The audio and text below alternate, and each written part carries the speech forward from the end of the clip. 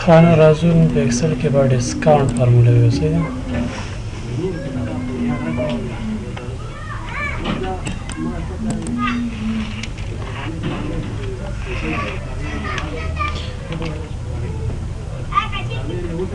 خالی کې ایټم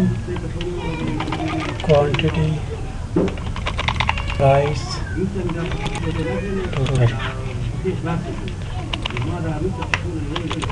discount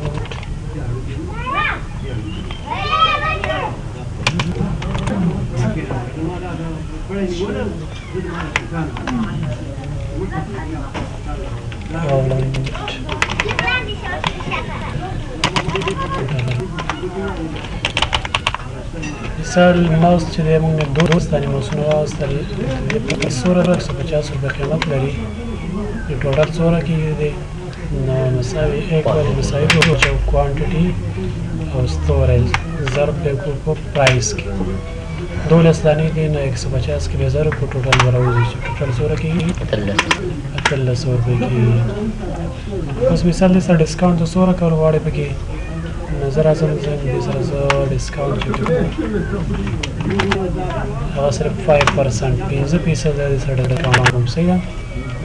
یعنې په هر څه کې د زه 15 روپۍ پرېږدم بس دومره ډسکاونټ کولی اکثره چې دا لایبرریان دا بک سټوري وګورئ که نه دا چې تا کوم بکس درکوي نو هغه په هغې کې تا سره دی یا 10% یا 20% ډسکاونټ کوي صحیح ده ورته هغې باندې خپله قیمت لیکلی هغه ریټ ته حسابوي تا ته مثال چې کوم ریټ یې لیکل هغه د حساب کې ټول د هغې چې ټوټل څومره جوړې شي بیا په هغه ټوټل کې چې کوم دی تا سره ته څه کوي یا 10% یا 20% یا 5% ډسکاونټ کوي صحیح ده اوس ګوره موږ دې مثال 10 دانې ماوسونه واخیستل 150 روپۍ دا دانې ولګوله ټوټل 1800 روپۍ شو اوس دې سره چې ډسکاونټ صرف 5% ډسکاونټ کې چې 15% ډسکاونټ دې سره موږ وکړو نو ټوټل څومره پیسې به جوړېږي نیټ ټوټل به څومره شي نو مساوي به واچو صحیح ده ټوټل سلیکټ کړو ماینس ټوټل مساوي ایکوال ټوټل سلیکټ ماینس ټوټل دوباره بیا ټوټل سلیکټ کړي او چې څومره ډسکاونټ کې زه ته 15% ډسکاونټ کړم ضرب علامه واچوئ 15% په څو کې 15% په سلو کې صحیح ده په هر سلو کې به ته صرف 15 روپۍ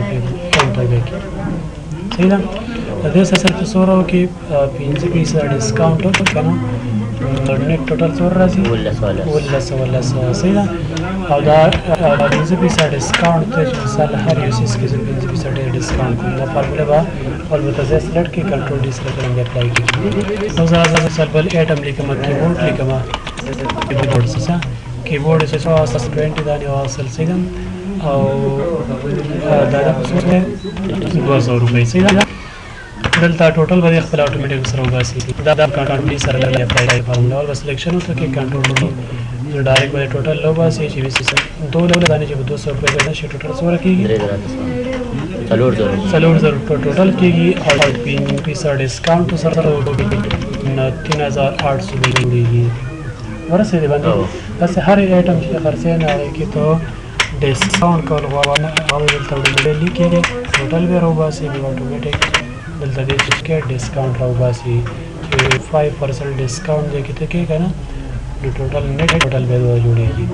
ورسېدې باندې